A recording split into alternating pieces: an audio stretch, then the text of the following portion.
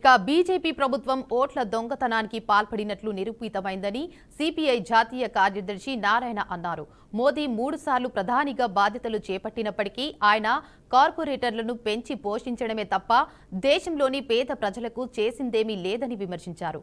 కేంద్ర హోంమంత్రి అమిత్ షా నక్సలైట్లను అంతం చేస్తామంటున్నారని, ఆయన తలకిందులుగా తపస్సు చేసినా అది జరగదంటున్న నారాయణతో మా ప్రతినిధి బసవరాజు ఫేస్ టు ఫేస్.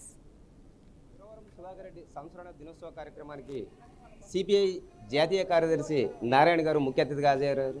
ప్రస్తుతం ఆయన మన వద్ద ఉన్నాడు. కేంద్ర రాష్ట్ర ప్రభుత్వాల యొక్క పరిపాలన గురించి ఆయన అడిగి తెలుసుకునే ప్రయత్నం చేద్దాం. కేంద్రంలోని ఎన్డీఏ ప్రభుత్వం ఓటు చోరీకి పాల్పడుతుందని రాహుల్ గాంధీ ఓటు చోరీ యాత్ర ప్రారంభించారు. ఎలా చూస్తారు? ప్రూవ్ అయింది కదా, బీహార్లో లక్షల ఓట్లు మొత్తం అయింది, కర్ణాటక బయటపడింది. త్రిశూర్లో సిపిఐ అభ్యర్థి పోటీ చేశాడు, అతను ఓడిపోయాడు.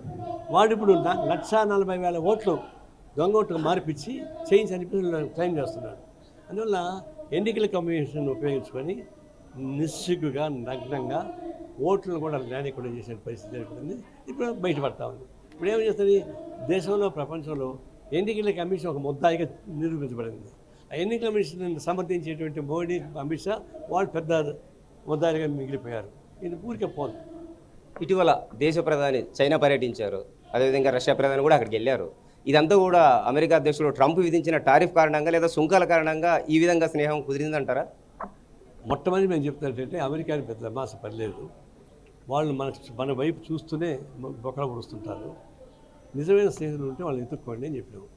ఇప్పుడు ట్రంప్ ఈయనే పోయి ప్రజెంట్ లాస్ట్ టైం అయితే ట్రంప్ కోటే మీరు ఏం చెప్పాడు మహానుభావుడు. కానీ ఇప్పుడు ఏమన్నాడు, నువ్వు రష్యాతో సంబంధాలు పెట్టుకోక నేను చెప్పినట్టు ఈయన గుంజులు పెట్టి గుంజులది అటని మాట్లాడుతున్నాడు. అది జనం ఒప్పుకోవడం లేదు. ఇప్పుడు ఈయన కూడా వ్యతిరేకించడం లేదు. కానీ ఆర్థిక ఆంక్షలు పెట్టేశాడు, టారిఫ్ పెట్టేశాడు. దీంతో 50% అంటే దేశం హతాహతం అయిపోతుంది. దీన్ని కౌంటర్ చేయాలంటే అటు రష్యా, చైనా, కొరియా బలమైన దేశాలు, కమ్యూనిస్ట్ దేశాలు అవి నిలబడుతున్నాయి.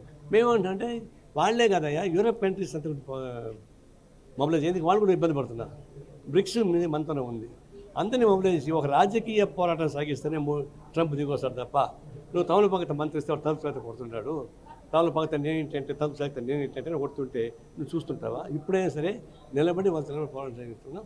మొన్న పోయి వచ్చాడు కానీ ఇంకా క్లియరెన్స్ ఇలా అయినా ఇంకా భ్రమలు ఉన్నాయి మోడీ ట్రంప్ పైన. ఆ భ్రమను పోగొట్టుకొని ప్రపంచంలో నుండి కలిసి వచ్చే వాళ్ళంతా కలిపి కానీ ఫైట్ చేస్తే అప్పుడే దెబ్బకి దిగి వస్తుంది తప్ప వ్యాపకాలు మంత్రాలు రావు. జిఎస్టీకి సంబంధించి 2 స్లాబుల్లో విభజించారు. అయితే సామాన్య ప్రజలు నడ్డి విరిచేలా ఉందంటారు, మీరేమంటారు?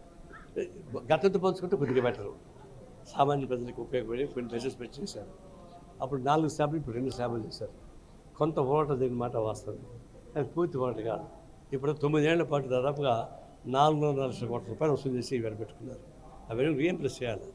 రెండవది ఇంకా కొన్ని ఉన్నాయి మానసిక.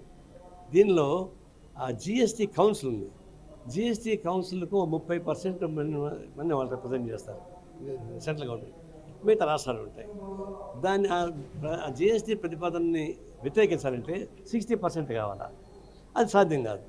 ఇది కేంద్రం చేత 30% ఉంది, ఇక 30% ఒక గవర్నమెంట్స్ ఉంటాయి, సాధ్యం కాదు. అందువల్ల జిఎస్టీ కౌన్సిల్ని మార్చాలి, అది డెమోక్రటైజ్ చేయాలి. రాబోయే రోజుల్లో మీరు ఏ పన్ను విధించినా ప్రజాస్వామ్యంలో చర్చించి పరిష్కారం చేయాలి తప్ప మనోపయోగ కుదరదని చెప్పేసి చెప్తారు. అది పరిష్కారం అయితే అప్పుడు రాబోయే ప్రమాదం ఉండదు. కేంద్ర మంత్రి అమిత్ షా నక్సలిజాన్ని అంతం చేస్తామని కంకణం కట్టుకున్నాడు, ఎలా చూస్తారు? ఆయన తల కింద పెట్టి కాళ్ళు పైకి లేపి తపస్సు చేసినా కూడా సాధ్యం కాదు. ఎందుకంటే నక్సలైట్లో ఉన్న మనుషులు కొంతమంది సంపత్సాము, కానీ ఆ సిద్ధాంతం సమయం కాదు. ఆ సిద్ధాంతం కదా ట్రంప్ ఉత్సవం ఉంది అక్కడ. అదే కదా చైనా, కొరియా, రష్యా ముగ్గురు కలిసి అంటే అర్థం ఏంటి? వాళ్ళు మీరు ఏం చేయగలరు? ట్రంపే భయపడే ఇంట్లో కూర్చుంటే నువ్వు మోడీ అమిత్ షా ఏం చేయగలడు? అమిత్ షా ఎవరైనా ఆయన మీద హత్యాచారానికి పోసొస్తే 12 మంది చంపించి ప్రత్యర్థులు లేకుండా చేసుకొని నిర్దోషిగా వచ్చి ఆయన హోంమంత్రి అయ్యాడు. అంటే ఒక నేరపూరిత చరిత్ర కలిగిన వాడు హోమ్ మినిస్టర్ అయ్యి నక్సల్ని చంపుతానంటే నక్సలైట్ను వ్యక్తులను చంపితే చంపొచ్చాము, కానీ నక్సల్ని చంపడం ఈ చేత కాదు. కేవలం ఒకటే చెప్తాను, శివుడి పైన చూపు ప్రసాదం పైన అన్నట్టుగా మీ ఉద్దేశమేమో అడవులు ఖాళీ చేయించాలా, ట్రైబల్ని ఖాళీ చేయించాలా, ట్రైబల్ని సపోర్ట్ చేసి నక్సలైట్స్ ఖాళీ చేయించాలా, కార్పొరేట్ కంపెనీకి అప్పగించాలి. అది మీ ఉద్దేశం. దాన్ని మేము వ్యతిరేకిస్తాం. 3 సార్లు ముచ్చటగా ప్రధాని అయ్యాడు నరేంద్ర మోడీ. సామాన్యుని ఖాతాల్లో 15 లక్షలు వేస్తామన్నాడు.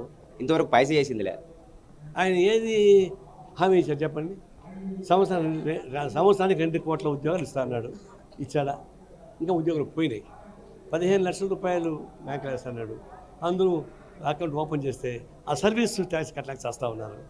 శిశు బ్యాంకు నుంచి డబ్బులు మొత్తం తెస్తా అన్నాడు, ఒక పైసా తేలా. కాబట్టి ఆయన చెప్పింది ఏది పరిష్కారం?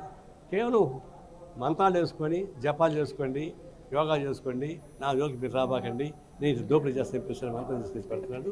నాకు పచ్చి మోసగాడు ఎవరు ఉంటే అది మోడీ ప్రభుత్వం పెడతారు. ఏదైతే జాతీయ కార్యదర్శి నారాయణ గారు చెప్తా ఉన్నారు, కేంద్ర రాష్ట్ర ప్రభుత్వాలు అవలంబిస్తున్న విధానాలు కూడా తప్పుపట్టే పరిస్థితి ఉంది.